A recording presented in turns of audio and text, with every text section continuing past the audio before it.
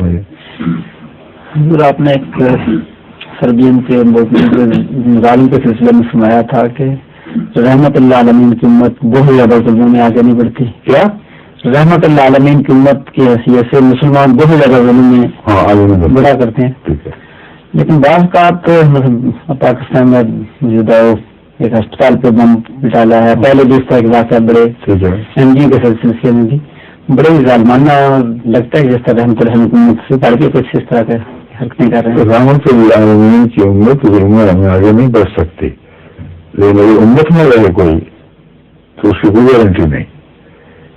یہ صرف نہیں کہ مانتے ہیں کس حد تک کوئی سرکہ ہے کنارے تک پہنچ کے ٹھہر گئے یا باہر ہی نکل گیا ہے. تو بعض مظالم ایسے ہیں جن کا قرآن اور رسول اللہ صلی اللہ علیہ وسلم کی سنت کے دائرے سے کوئی دور کا بھی تعلق نہیں ہو سکتا, اور ان کو اندھیرے یا غلط فہمی نہیں کہا جا سکتا. وہ تو پھر ناتا توڑ کر رسی چلا کر بھاگنے والی بات ہے. ایسے مظالم کے آثار اب کثرت سے پاکستان میں ملنے لگے ہیں جو ہمارے لیے بہت قابل فکر اور قابل تشویش ہے, اور مگر اس کی وجہ سے اس بنیادی تاریخ کو تو نہیں بدلا جا سکتا کہ رحمت اللہ عالمین کی امت بگڑے بھی تو بعض حدود کے دائرے میں رہتی ہے. مثلاً اس سے پہلے جو موجودہ دور کی نئی تاریخ بن رہی ہے, اس سے پہلے ظالم قتل بھی کیا کرتے تھے, کئی مظالم کرتے تھے, جوابیں چھین لیتے تھے, لیکن عورتوں کے لوگ پہ ہاتھ نہیں ہوتے تھے.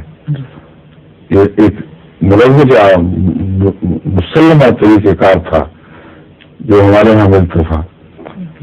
اور جب دوسروں پر بھی حملے ہوئے, ہندوؤں پر بھی ہوئے, سکھوں پر بھی ہوئے, ان کی عورتوں کی عزت کی حفاظت کی ہے, جو بیان اس طرح ہم دوسری طرف نہیں کہہ سکتے.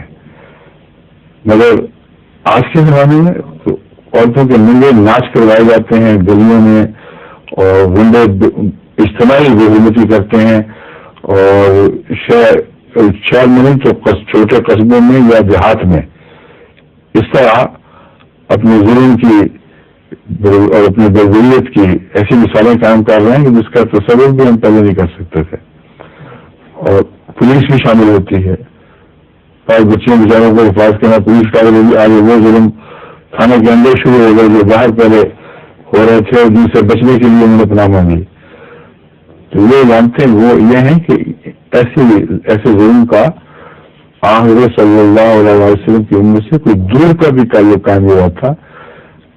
اب یہ اس امت میں کے کناروں میں بھی شمار ہونے کے لائق نہیں رہے.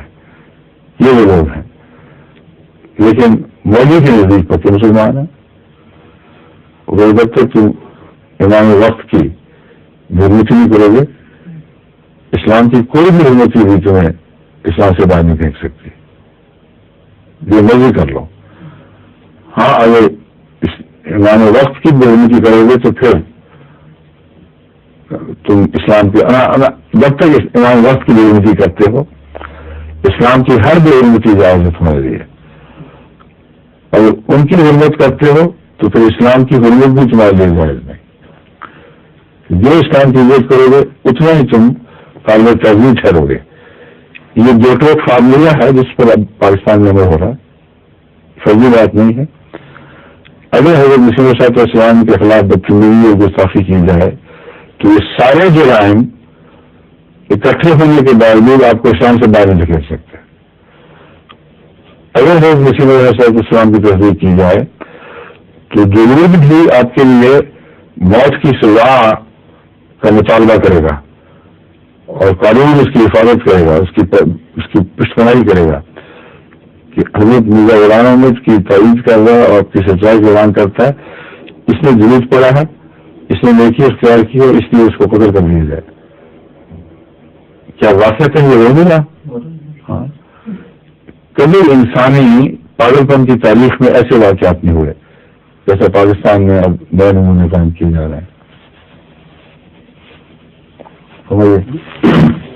ظہور مہر